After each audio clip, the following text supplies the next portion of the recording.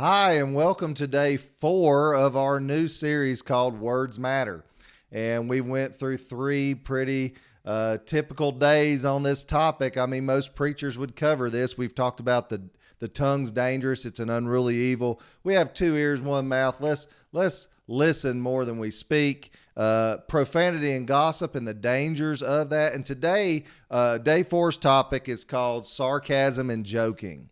Now, I'm a fairly sarcastic person. I love to joke around. And let me tell you, this is one of the hardest things to give up. It's harder to give up than alcohol. It's harder to give up than cigarettes. It's harder to give up than a lot of vices that Christians have is the things that come out of our mouth. And one way that manifests, that evil can manifest, is through joking and through sarcasm. So I want to kind of get into this today. So go to Ephesians chapter 5, verses 1 through 5, and we're going to come down through here and we're going to talk a little bit about joking and sarcasm a little bit. So here's what Paul writes. He says, "Therefore be imitators of God, not of people, but of God, as dear children, and walk in love as Christ also loved us and given himself for us, an offering and sacrifice to God for a sweet smelling aroma. But fornication and all uncleanness or covetousness, let it not be even named among you, as is fitting for the saints.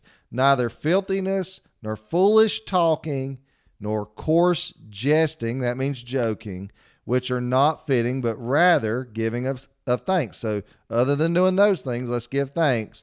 "For this you know, that no fornicator, unclean person, covetous man, who is an idolater, has any inheritance in the kingdom of Christ and God." So I want to go back to those words: neither filthiness, nor foolish talking, nor coarse jesting, which are not fitting. I want you to understand that.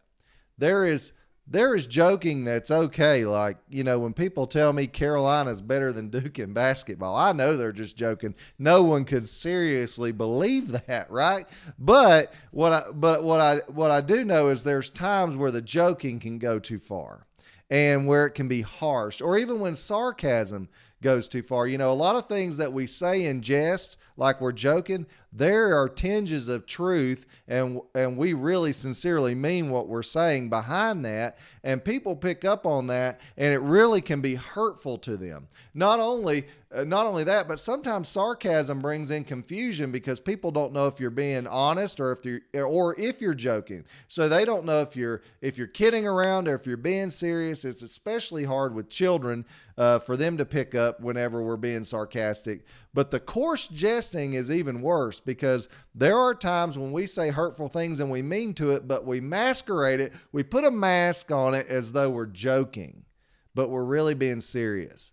And a lot of things that I've said to people over time have come back, and they've told me later on, "Hey, that really hurt my feelings. I had no idea." One time I had a young man I went to middle school with. I thought we were friends. We went to different high schools.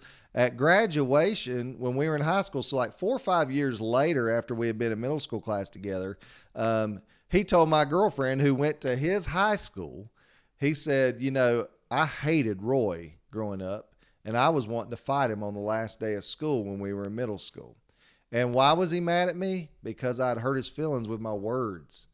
So we got to be very careful to mean what we say, to say what we mean. And if we really have a truth to tell somebody, let's not box it up and mask it up and pretty it up and try and put it in a joke. Let's not package it in a joke. Let's sit them down and have an honest dialogue where we talk to them, and then we listen more than we speak, like we talked the other day. But sarcasm and joking can be a one-way street to Hurtsville.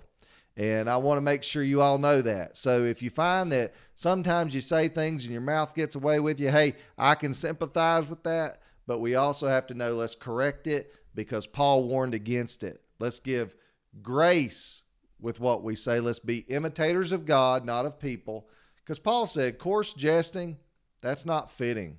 That's not fitting for Christian people. Hey, thank you for sticking around for day 4 of this series called Words Matter. I hope that you like, comment, share, subscribe, and click the notification bell, as my son Polly says. And I hope to see you back for day 5, our final day of this series called Words Matter. If you've not watched the previous videos, please go back and do that. And don't forget to share them out. God bless.